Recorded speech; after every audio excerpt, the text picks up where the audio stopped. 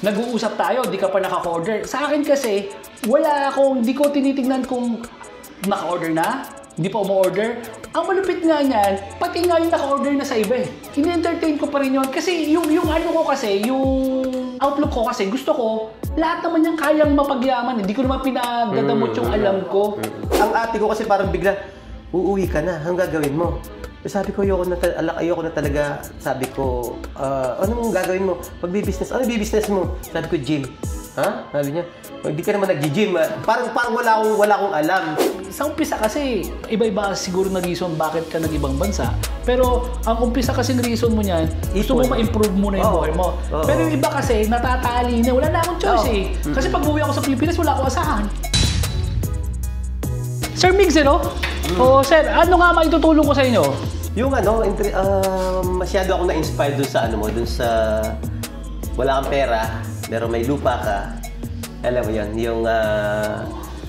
hindi ko alam kung paano yung process sa bangko. Kasi actually, nagtanong ako sa bangko bago ko ito pinuntahan. Ang sabi sa akin, process siya talaga. Pero wala silang sanla. Kasi yung sanla kasi, sir, Tagalog yung ginamit ko na sanla. Pero mortgage kasi yun sa English eh. Sa Tagalog kasi, wala eh. Pero ganun, sanla naman siya kasi ganito ang mangyari niyan. Ang sinasabi mo kasi, may lupa ka. Okay, walang building. Meron ng bahay. Pero saan mo ilalagay yung... Andun din siya. Doon mo ilalagay yung gym. Okay. Pero, papagawaan mo pa ba ng structure para sa gym? Okay.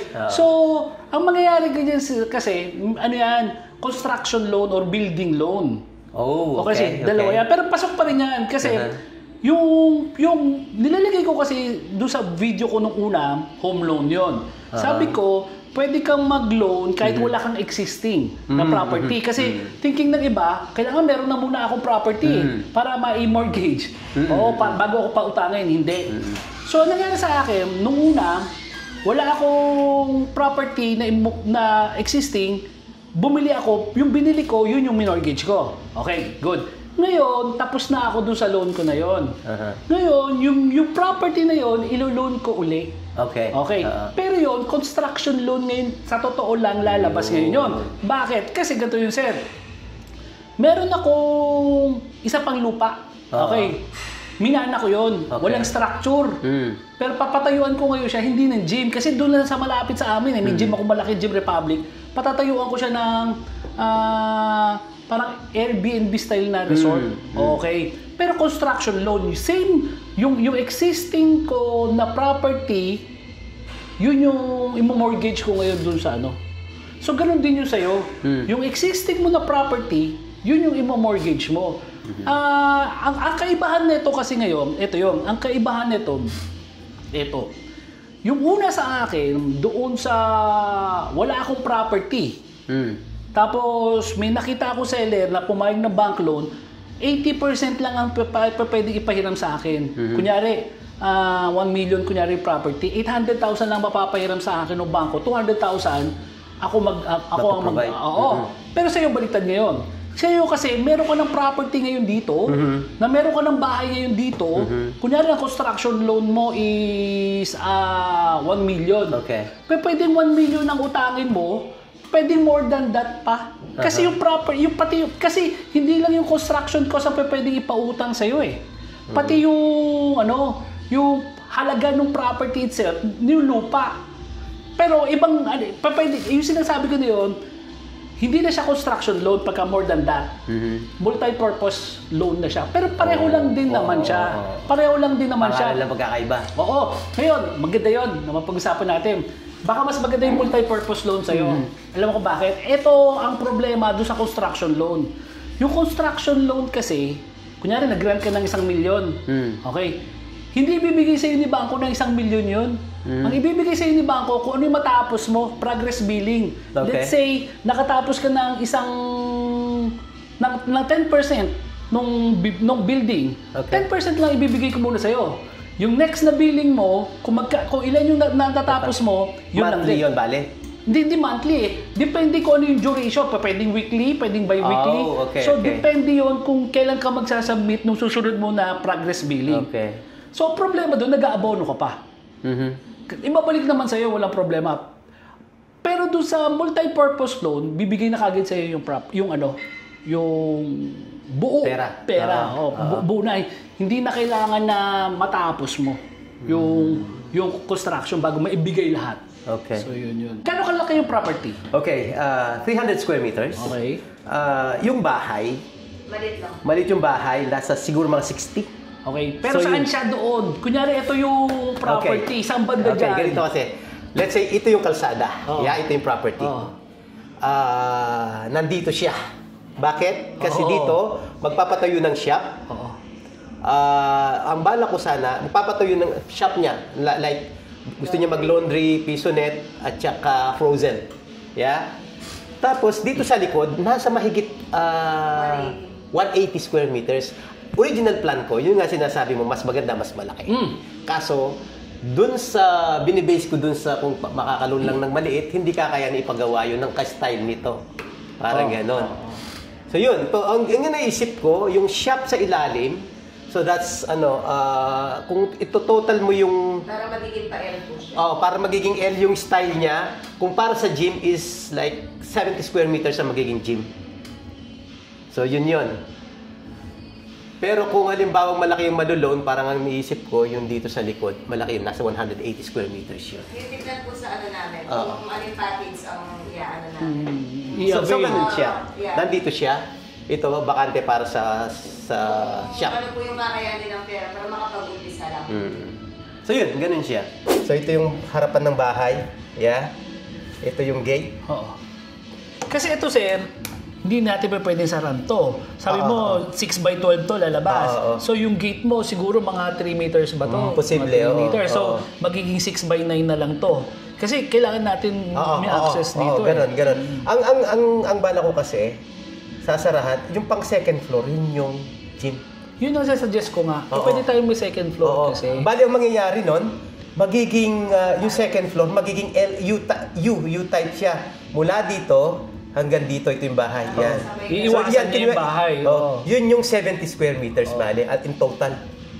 So, Pwede ganun naman. siya. So dito CR lang to, pero ito diretso na to, pag ganyan. Pwede naman. Oo. Mas maganda, mas practical na nga yan na gawin yung second floor. So yun, ganun siya. Kasi ako dati, katulad niyan dito, yung sa Lucena, ito kasi dapat malaki yung parking pala dapat nito Ito na dito. Ang plano ko dyan, gagawin kong car wash kasi ang marami nagji-gym talaga sa amin, mga kakotse. So, okay yun habang naghihintay, Nahuwas na yung sasakyan. or nagka-car wash, at the same time, mag-gym na lang siya. So, naisip ko yung laundry din. Kasi, doon sa amin, kasi Ako rin po. diba? Actually, ito yun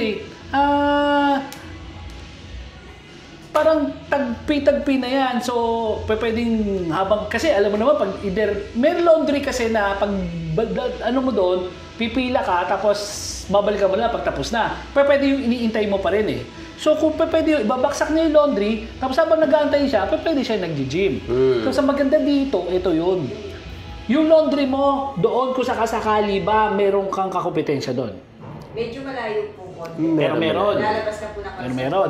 Pero ito yung, ito yung unique selling point mo ngayon doon. Na makikinabang din yung gym. Kasi, kung ako yun, so, si laundry, kunyari, kung may client ka na ang babayaran niya, kunyari, is 500 pesos, kasi ginawa na namin to, may libre siya isang gym.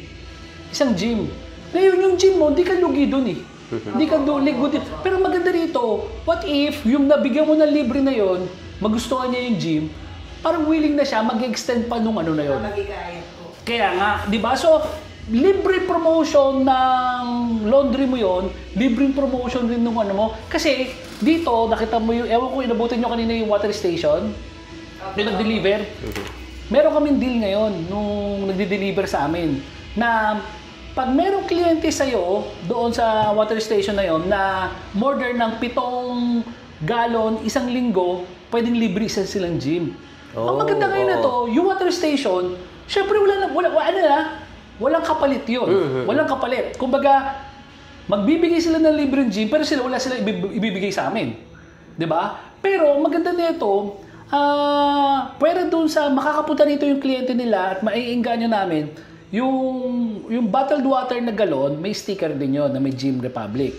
Bakit yung water station na yun yung kinuha namin na kapartner? Kasi, ang Tarlac City is malaki. Yung water station na yun, hindi naman niya sakop yung buong Tarlac City. Ang sakop niya lang, yung malapit lang dito, which is yung market lang din namin. Kasi nakapag-deliver siya sa akin eh. Market, Parang aliit lang. Kung 2 barangay, 3 barangay lang yung dinideliver niya, yun yung market namin. Pati yung LPG na distributor dito, kinausap na rin namin. Kasi yun din lang ang market niya. Ang maganda kasi dito, yung produkto kasi natin, sabi ko nga non-consumable, isang beses ko lang naman ililibre, hindi ko naman lifetime eh. May experience lang nila eh. Di ba? Ngayon, ang problema kasi, nung mga bagong gym, nakatayo ka ng gym, pero hindi lahat nakakalam na andun ka. True. Totoo yun. Oo. May gym pala rito. Oo. O yung ganon.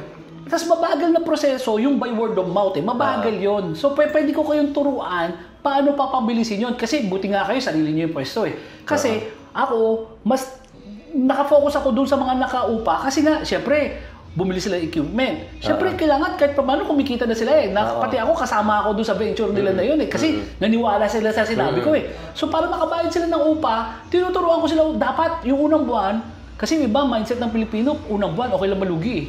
Sa akin, hindi. Hindi talaga excuse yun. So, yung unang buwan, promise, kayang-kaya mo nang kumita. Pinaka-worst dapat na sitwasyon natin doon, tabla lang. Kumbaga, yung tabla, nakabayad ka ng upa at saka nakabayad kang tao.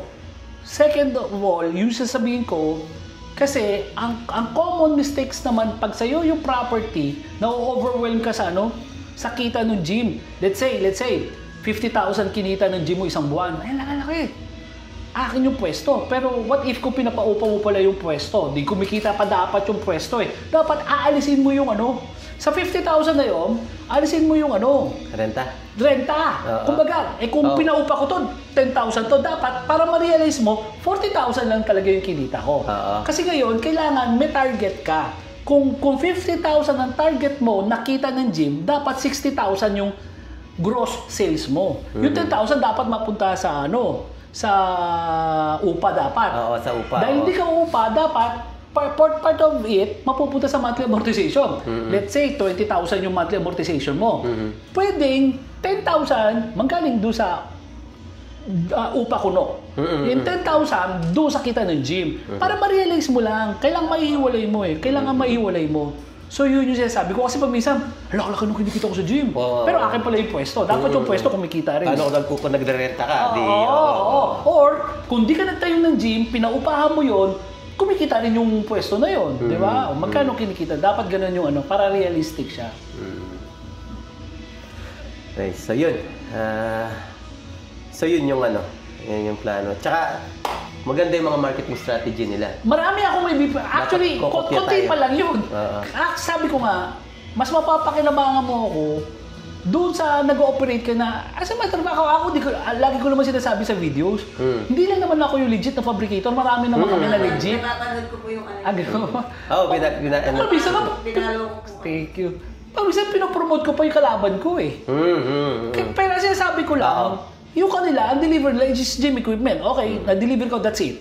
Pero ako kasi, umpisa pa lang, business yung binibenta mo. Umpisa pa lang, order ka sa akin, aside from gym equipment, ang kasama doon sa package, yung mga documents na kailangan mo, kagaya ng waiver. Yung waiver na yon, pag nag-gym sila, papipirmahin mo yun. Basta first time sila nag-gym, pirma sila. Kung anong mangyari doon sa loob ng gym, wala ka pa nanagutan. Plus, meron kami na tarpaulin ng mga rules and regulation din, kung ano yung mga dapat lang gawin. Plus, may tarpaulin din kami ng mga exercises. Okay. So, para kung di ko alam kung yun na lang titignan ko eh. Yung tawag doon? Program. Oo. So, yun yung advantage sa amin. Kagaya nga nito, tingnan mo nag-uusap tayo, di ka pa naka-order. Sa akin kasi, di ko tinitignan kung naka-order na, hindi pa umu-order. Ang malupit nga niyan, pati nga yung naka-order na sa iba eh. Sa iba ini-entertain ko pa rin yun. Kasi yung outlook ko kasi, gusto ko, lahat naman yan kayang mapagyaman. Hindi ko naman pinagdadamot yung alam ko. Di ba? Pero na lang, kung magkakompetensya siguro tayo or yung kliyente ko yung kakompetensya mo. Pero hindi ako madamot dun sa ano. Right now, ako napapanood ko yan siya. Sabi ko, magaling tong tao. Kaya sabi ko ba ito? Sabi ko, kaya sabi ko, convinced talaga ako. Pinalo ko naman, kaya napapanood ko yung... Kaya sabi na parang, ang ate ko kasi parang bigla, uuwi ka na, anong gagawin mo? Sabi ko, ayoko na talaga, sabi ko, anong gagawin mo? Magbi-business, ano business mo? Sabi ko, gym. Ha? Sabi niya, hindi ka naman nag-gym. Parang wala akong alam. Eh, dahil nga sa mga napanood, yung information na napanood ko sa iyo, yung mga sinasabi mo, sabi ko. Isang beses ka, totoo naman kasi. Totoo naman. I mean, sabi ko nga, kung ako nagsisinungaling, dali mabash. Tsaka pero pa dyan, sabi ko nga, kung ako may nagawang kalokohan sa mga kliyente ko, hindi na ako tatagal dyan kasi ang daling siraan ka sa social media. Kagaya po ng mga karinderya, ng mga kailangan araw-araw. Araw-araw ka nun. Hindi kagaya niyan. Isang beses lang. Tapos, yung sinasabi ko na, di ba, iuutang mo sa bangko. Pag nakita mo na tama nga yung sinasabi ko na kaya magbayad, ano yung pipigil sa'yo ngayon na pwede ka mag-venture, it's either do sa next town, bili ka ng property, yung sinasabi ko, yung kung ano yung bibili mo property, yun mismo yung isasanla mo. Hindi mo isasanla yung dati mo na, tapos ngayon, nasanay ka ng may ina-allocate ka na part ng kita pang bayad ng upa, ganun din ang gagawin mo dito. Another, yung part ng kita, i-allocate mo for monthly amortization. Kaya pwede ka mag-for good. Kasi, ako 5 years ko ginawa yung 5 years to pay yung ginawa ko kasi dun sa bahay at lupa ko. Kung kaya mong gawin yun, pero i-check mo kung kaya mong gawin yun, sa tingin ko, in 5 years time, pag nabayaran mo yun, baka dalawa na lalabas sa gym mo nun eh. So, baka kaya na nun i-sustain yung kung ano man yung, hindi ko ano yung kinikita mo, kung ano yung gagastusin mo rito, baka kaya i-sustain nung dalawang business na yun. Ako, I don't really mind naman yung kinikita. Basta ang sa akin, yung kinikita doon, uwi na ako na, meron akong umpisahan. So, kaya siya sabi niya, mag-umpisa ka pag nandito ka na. Sabi ko, hindi. Mali yan. Pondo ka na muna itutuloy dito. ko na lang. Oo, yun. Pondo ka na. At saka yun nga, napanood ko yun sa'yo, talaga na-inspired talaga ako. Kaya sabi ko, gawin natin to. Panoorin mo to sabi niya po. Sinisend niya yung mga Nakaka-pressure, yung mga ganyan. Actually, yung galing ako Ganda Oro, sabi nga nung yung interview ko, na kliyente ko na to pinuntahan ko siya. Seaman yun, seaman naman. Sabi ko, sir, sabi niya sa akin, nung napanood ko yung sinabi mo, nakarelate ako. Doon sa barko, malaki kinikita nila. Pero ang tingin niya sa sarili niya, preso siya doon. Preso na binabayaran kasi hindi niya magawa kung ano yung gusto niyang gawin. Totoo. Yung mga gusto niyang kasama, hindi niya kasama. Parang napanood ko po yan, tapos nabigasan niya, hindi po ba yan? Tama yun. Di ba sabi ko nga maaaring hindi ganun kalaki yung kikitain mo ngayon doon. Nandito ka. Pero importante, kaya kasama, na magkakasama kayo. Tapos, may kinikita ka na. Parang nagbigasan siya, Nepo. Di ba? Yun yung sinasabi ko. So, kaya mabisa, buti na lang ka mo, hindi ako nag-iimbento nung kasi syempre may mga tao na kagaya mo na nakapanood, pag ginawa ko to, hoping na magaya ko rin yung ginagawa. Pero yun, kagaya na sabi nyo nga, kung na-appreciate nyo yung sinabi ko na minsan ka lang mamumuhunan talaga, ganun talaga eh. Hindi siya mahirap patakbuhin talaga, promise. Hindi kami nag-uupa ng pwesto. Malaking bagay yun. Alam mo ba kung magkano upa ko dito? 99 na ako dito. 95 ako nung unang taon. Dahil every year, 5% ako eh. Oo. Sa laki po kasi Plus, isipin mo to. Tarlac to. 3 oras ang biyahe ko papuntang Cavite. Gano'n kami kalayo. Pero kahit tumakbo nito mag-isa, yun yung sinasabi ko lang eh. Kahit malayo ako, tumatakbo to eh. Di ba? May sistema lang kami. Kita mo yung door access management. Yung hindi ka makapasok dito kung walang biometrics. So yun yung protection naman namin. Kaya okay lang ako malayo. Pero kung ikaw naman na andoon, hindi mo naman kailangan ng ganyan. Hindi mo kailangan ng ganyan. CCTV lang, okay na sa'yo doon yun. Katulad sa Cavite City, di ba? Yun yung unang-unang Gym Republic ko. Wala kaming door access. Nandun naman yung kapatid ko eh. Nandun yung anak ko, nagbabantay. So okay lang ako doon. So madaling ko. Ito yung mahirap. Tsaka, yung magkano lang yung upa namin doon eh. Ito, lalaki. So talagang risk. Pero ako, calculated risk. Kasi alam ko na eh. Alam ko na. Kaya nga ito, upa. Yung lipa, upa. Pero hindi ko na sabihin ko sa yung susunod. Yung susunod, bibili na namin yung property. Utang sa bangko. Tapos, yan ba yung Quezon? Quezon na. Pero Quezon, huwag na natin sabihin sa...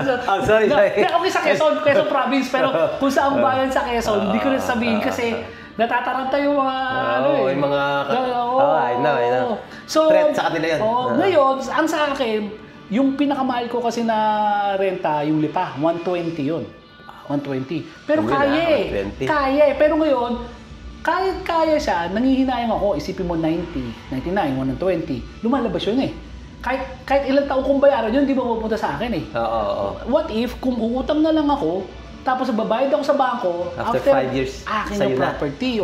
Ngayon, syempre, nandun pa rin yung, kasi sabi ko nga, walang garantiya kahit anong negosyo, di ba? Sigurado akong kikita siya. Pero hindi ako nakakasigurado kung enough yun para pambayad ng utang. Pero malakas ang loob ko kasi may 3 na akong Gym Republic ngayon na pwedeng mag-abono doon. Pero yung abono ko doon, hindi siya abono na expense. Kunyari lang na upa ako at inabonohan ng 3 yung upa, yun ang lugi. Kasi upa yung binayaran ko, expense palabas yun eh. In 5 years mo sa inyo na yun. Yun ang sasabi ko. Ang inabono namin, equity yung hulog sa bangko. Kasi after 5 years, amin yung property. So yun yung advantage yung sitwasyon ko ngayon. Kaya sobrang confident ako ngayon doon sa susunod na venture ko, utang na sa bangko. Plus, natututunan ko rin, ito katulad nito, 1,000 square meters lahat to eh. 1,000 square meters. Pati parking. So, ganun din yung sa Lipa naman, 1,000 square meters, yung gym pa lang, hindi kasama yung parking. Malaki rin yung parking. So, ang lalaki ng lupa. Medyo mahirapan ka makahanap nun or mahal. Kaya ang plano ko naman ngayon, bibili ako 500 square meters lang. Pero, 2 palapag. Yun. Ang construction cost will be the same kasi ang construction cost per square meter ang ang computation ng mga contractor. Let's say 30,000 per square meter. Regardless yan kung isang palapag lang yun o 2 palapag, 30,000 pa rin nila kinocompute yun. Pero, yung mga ganong klaseng warehouse type na building, mas mura sa construction yun. Kasi, may nakita nga ako, 10,000 per square meter lang yung singil niya. Kasi nga, bare lang talaga yun eh. Pero, mag-i-improve lang yun kasi doon sa 10,000 na yun, ang pader mo kasi yero din eh. So, gagawin mo rito, it's either yero pa rin okay, pero mamumuna ka sa insulation. Para hindi mainit. Para hindi mainit. Or, gawin mo ng bato. Work smart rather than working hard talaga. Sayang yung panahon kasi. Kaya ako, sabi ko, yung umuwi ng sinyo. Tama naman yun. Marami ka pang magagawa ngayon sa edad mong yan kasi usually, pagka nag-retire ka na ng may edad, may pera ka nga, secured ka nga, pero hindi mo naman magawa na yung gusto mong gawin. Pambili na lang ng gamot. Tama yun. Ako nga, kung makikita nyo ibang mga videos ko, mag-49 na ako, mag-50 na ako eh. Sinasamantala ko yung kaya pa ng katawan ko na mga activities. Kasi alam ko darating yung araw na hindi mo nakakaya. Nasa utak, sayang. Sana ginawa ko noon. Totoo yun. Lalo na yung mga ideas na alam ko ngayon, kung noon ko pa rin alam, di sana mas maaga ako nakapag-enjoy. Ngayon naman, na-enjoy ko na. Katulad to, nakakalabas-labas ako kung saan-saan. Pero ang gusto ko talaga yung wala na yung utak ko dito. Pwede ako kasi ewan ko kung napanood yun. Yun yung gusto kong retirement ko eh. Ang una-una ko kasi talagang gusto kong mangyari, yung van ko, gusto ko i-convert ng mobile home. Yung van. Pero ang plano ko, gusto ko kasi, isa sa bucket list ko, yung Philippine Loop, maikot ko yung buong Pilipinas. Pero ang gagawin ko doon, dadaanan ko naman isa-isa yung mga naging kliyente ko. Hanggang Hulo, meron kami naging kliyente. Hanggang Kapari, meron kami naging kliyente. 1 taon yon na pwede kong gawin.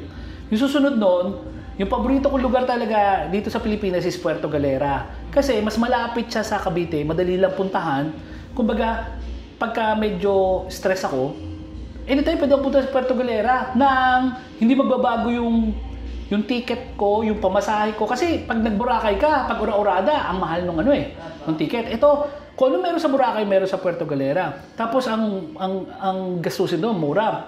Gagawin ko doon, isabi ko nga, bili ako 300 square meters na property. Wala pa akong loan sa Pag-ibig eh. So yun yung plano ko. Kasi sa bangko, dami ko lang, paano kapag-loan ng Pag-ibig? Pwede rin yun construction loan kung meron ka. Ngayon, kahit sabi ko nga, yung first floor, 200 square meters, gym. Yung second floor, apartment, 4 o 5 pintuan. Sabi ko, kahit na 100% pa, nung kita noon, pambayad ng monthly amortization, okay lang. Kasi hindi naman yun ang source of income ko eh. Meron ako ibang sources of income. Tapos, yun gusto ko lifestyle na gigising ako sa umaga, manguhuli ng isda, kakainin ko, yung nahuli ko. May edad na po, sir. Oo, yun ang gusto ko eh. Lifestyle na ano. Kasi sobrang stressful naman talaga, honestly. Lalo siguro sa ibang bansa, iba yung stress nung ano, iba. para kang rat race na continuous yung ano. Malaki yung kita mo, pero syempre, expenses mo, laki din eh. Kaya pagka Yun lang ang usapan na. Di ba? Malaki kita pero yung expenses, kumpara dito, hindi ganun kalaki. Totoo yun. Tsaka yung stress, hindi Oo. ganun ka ano yung iba. Tsaka, wala, iba doon. I know. Kaya dapat ganun. Siguro, sa umpisa kasi, iba-iba siguro na reason bakit ka nag-ibang bansa. Pero ang umpisa kasing reason mo niyan, gusto mo ma-improve mo na yung buhay mo. Pero yung iba kasi, natatali na, wala na akong choice eh. Kasi pag buwi ako sa Pilipinas, wala akong asahan. Dito na lang ako. Di ba? Kaya yun yung sinabi ko sa akin, dapat makapag-umpisa tayo bago ako umuwi. Bago ako mag-for good. Para at least, kung mag-decide siya ng for good, alam niyang secured na, okay na to, enough na to. Or, di ba? Hindi tayo magugutom. Tama yun. Kumbaga, yun yung calculated risk. Kumbaga, mahirap yung bulag-bulag nila. Bahala na, uwi ako Pilipinas, magnegosyo ako. Hindi ka sigurado. At least ito. Magana na gusto. Yun yung sinasabi ko rin sa vlog ko eh. Kasi pwedeng yung partner mo dito sa Pilipinas muna yung nagpapayaman, nag-i-improve. Pagka stable na, doon ka umuwi ngayon. Actually, yun ang source of inspiration ko eh. Yung mga sinasabi mo. Sabi ko, nga naman, no? Sabi ko. Tsaka dun nga yung mga proof na pinapakita mo. Sabi ko, pwede. Pwede. Pwede mo kasing i-validate yung mga yung mga sinabi ko eh. Kasi dali na, lalo na ngayon, Google, AI, ang dali mong i-check yung information kung totoo yung mga sinasabi. So, plus yung pinatikip kayo nung protein bar. Yung protein, Alam mo yung protein bar na yun, mukha siyang shake na ordinaryo, pero ano yun? Actually, ang main ingredient doon is Herbalife, na mataas ang protein content. So, mababa ang sugar nun. So, ang maganda kasi nun, dito, pwera dun sa mga nag-gym na nakikater namin, maraming mo-order dito galing sa labas. Yung mga health conscious na, gusto ko umorder ng mga shake pero ang taas ng sugar content eh. Dito na lang ako kay Gym Republic order. So, another source of income nyo na naman yun. Lalo na yung, sabi nyo, parang commercial na nga lalabas yun kasi lalagay mo na laundry, tapos ito yung kalsada. Pwede ka malagay na isang maliit na booth doon yun. Kasi, hindi mo naman i-cater lang yung gym eh. Pati yung nasa labas, pwede, parang, coffee shop literal kasi may coffee rin kami dyan eh. Coffee na may protein din. So, pwedeng na ando na ang kinikater mo, hindi lang yung gym, pati yung sa labas. Yung iba, pagka nag-failed na doon sa mga loan, kunyari, na-elite, whatever, ang isip nila, hindi na sila pautangin ng bangko. Okay? Mas mahigpit na lang yung bangko ngayon. Pero buti nga ako, dalawa na yung ang elite na nangyari sa akin. May pangatlo pa ako. Yung isang elite, property. Hinulugulog ako. Lupa lang yun. Wala kahit ano. So, hindi siya kumikita, hindi ko nabayaran na elite. Yung pick-up, yabang ko, wala namang nagbabayad doon, kundi ako rin lang na elite. Meron ako isa yung credit card ko pa. Yung credit card ko kasi, may binili akong property sa Talisay, Cebu. May nag-commit sa akin na na magpapairam ng pera, pambili lang ng cash. So, hindi natuloy. So, kin-credit card ko, nag-cash advance ako 300,000 pesos. Yung 300,000 pesos na yon, lumaki ng lumaki. Umabot ng 1 milyon. Pero, swerte ako nung pandemic kasi, nag-stop lahat, di ba? Pero ako, doon ako nag-boom nung pandemic kasi tigil lahat ng gym, pero ang dami kong order ng ng home gym. Yung publication. So ngayon, sinettle ko yung, hindi na siya 1 million. Nakipag-negotiate ako, ginawa akong 500,000. So nagka-agree kami 500,000. So binayaran ko. So imagine mo, meron akong bad credit sa credit card. May mga na-elite ako. Pero again, nakakautang pa rin ako. Pero ngayon, buti nga natapos na ako. 3 na ang natapos kong utang. Utang sa bahay, utang doon sa... Yung photo, bayad na rin yun eh. May isa pa ako second hand ngayon na kotse na katatapos lang din sa So ngayon, dahil natabunan niya na yung bad record ko, nandun na siya, mas madali na sa akin makapautang. Pero yun lang, mas mahigpit talaga. Mas mahigpit sa akin. So, yung mga statements ko, lahat tinitingnan. Pero buti nga lang kamo, kahit na nag-fail, hindi sumuko eh. Yun yung problema yun yung doon. Kung importante. after nun sumuko ka, wala na. Hindi na ako abot dito. Promise, hindi na ako abot talaga dito. And daming reasons para mag-stop ako. Dami kong mga failures eh. Daming failures. Sobra. Life, no? Oo nga. Pero ganun talaga, laban lang talaga. Isang ano lang eh, sabi ko nga. Kasi wala lang susuko. Oo. Ano yan eh. Sa akin sa experience ko ang nangyari nga, sabi ko, kahit na 20 yung failures na inaabot ko sa buhay, isang success lang enough na eh. Tingnan mo to, yung isang success na yun, enough na para ma-cover lahat yung ano. Maganda pa dito, may mga tao pa akong na-impluwensyahan. Kumbaga may mga natuto sa akin. Tulong. Importante yun eh. Para legacy mo yun eh. Kasi ano yan eh, parang kahit wala ka na, kundi dahil kay Sir RP, hindi ako makapagnegosyo ng ganito. Nung panahon ko, sir, 2008 ako nagsimula eh. Pero yung susunod ko na video ganun eh. Yung 2005 ko up to 2007, yun yung darkest moment ko. Ang daming nangyari sa akin doon. Ang dami-daming nangyari sa akin. Una, namatay yung parents ko 10 days apart. Halos sabay sila. Nagkasunod lang. Tapos, galing sila sa nakaratay na sakit talaga, kaya ang hirap sa amin. Tapos, 2006, nagkaiwalay kami ng asawa ko, hindi talaga maganda yung ano. Tapos, na-scam ka pa. Hindi pa, wala pa doon. Tapos, dahil nga masyadong depressed ako noon eh. Naging magulo yung buhay ko noon. First time kong sasabihin to kasi ilagay ko naman sa video yun. Ano yun? Ang dami kong kaso noon. Na-involve ako sa physical injury, suntukan, up to do sa attempted homicide. Meron na yun ang pinakamatindi kong kaso. Pero lahat yun na-settle na. Tapos, naloko pa ako nung iniisa-isa ko yun. Sabi ko, bino mo, isa lang doon, pwede na ako sumuko eh. Pero dahil hindi ako sumuko, naging ganito ako. Sabi ko nga, kung ulitin uli yung buhay ko, siguro, babalikan ko pa rin yun. Kasi hindi ako mag-i-improve. Yan yung nagtuturo sa'yo ng lesson. Tama yun. Kaya nga ngayon, ang maganda dito, may mga nakakapanood kasi ng video ko na nakaka-relate doon sa dark times ko. Na nagkakaroon sila ng, pwede pa pala ako. Pwede pa pala. Meron kasi yung, nailitan na ako ng lupa Wala na. Hindi na pala ako pwede. Pero napanood kita, pwede pa pala yun. Pwede pa pala ako umutang uli. Pwede ka uling makatry uli. So yun yung naibibigay ko siguro, yung hope talaga. Malaking bagay yun. Doon ako natutuwa kasi hindi man na naging intention ko yun yung naging outcome. Kasi ako gusto ko lang naman ma-share yung yung hindi ako nagpe-preach kagaya nung may mga mga financial coach. Ito gawin mo kasi kunyari, kasi napag-aralan ko sa libro ganito eh. Ako, yung kung ano yung tinuturo ko based doon sa natutunan ko, pati failures ko, tinuturo ko kasi at least parang di mo na dadaanan yun. Shortcut na. Mas mabilis. Kaya yung mga anak ko, promise, at an early stage yun yung tinuturo ko sa kanila. Sabi ko nga sa inyo. Puro babae pa naman. Puro babae. Sabi, bigyan mo 10 years, 25 yung pinaka-eldest, yung eldest ko, 25 years old. Because 10 years lang anak, sundin mo lang to, 35 years old, pwede ka na Kaya nga sabi ko nga, kung ano man yung pinupundar ko ngayon, it's not para sa mga anak ko na, kundi pang legacy na, pang generational wealth na, pang apo ko na sa susunod na generation. Yun na lang yung pinupundar ko. Kasi ngayon, secure na isang ganito lang, enough na para sa akin o para sa isang anak ko, yung, kung ano man yung kailangan nila. Pero ito, na lang, pinopondohan na lang para lang sa ganun, kung wala man na ako, wala na sila, hindi na silang maghihirap para doon sa mga susunod na generation. Tutuloy-tuloy lang naman nila yung gagawin eh. Katulad yung paglo-loan sa bangko, kopyahin lang.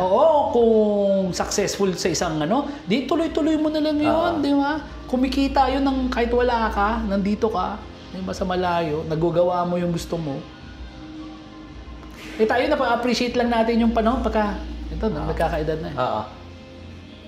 Hindi na kita tatanungin tungkol sa equipment, saka na lang. Baliktad para sa akin, enough na yung wisdom na binibigay mo sa akin. Enough na sa akin yun. Saka na yung equipment, kasi sigurado na naman ako. Sige. Baliktad no? Usually kaya ako pupunta tayo sa equipment eh. Pero mas importante talaga yung Totoo yun. Yung wisdom talaga. Honestly sir, kasi alam mo kung bakit? marami naman kami pwede mong mapagbilan na equipment. Oo, totoo. Pero yung sinasabi mong wisdom, yun yung importante. Kasi para kang mag-gym for the first time, na hindi mo alam kung anong gagawin mo, may dalawa kang option. It's either mag-google ka kung paano mag-gym or mag-hire ka ng trainer. Personal trainer, Oo. So, mas malaki yung development, yung chances mag-develop ka kung may trainer ka. So, ganoon din sa business. Pwede kang, maganda yung sinabi niya, gayahin ko to sa sarili ko. Or may mag-guide sa'yo. Sabi ko nga sa'yo, sa akin, provide ko ng libre yan. I mean, itong ganito na binibigyan mo ng oras. Walang problema sa akin, di ba? Oo. So, yun yung, I hope na makita nung iba. Precious yun. Yun yung makita sana nung iba. Kasi yung iba, thinking, yung value, akala nila, yung value na makukuha nila is equipment. Kalo lang yun. Oo. Lahat yun, pwede mo makuha kung kanino eh. Tama naman yun.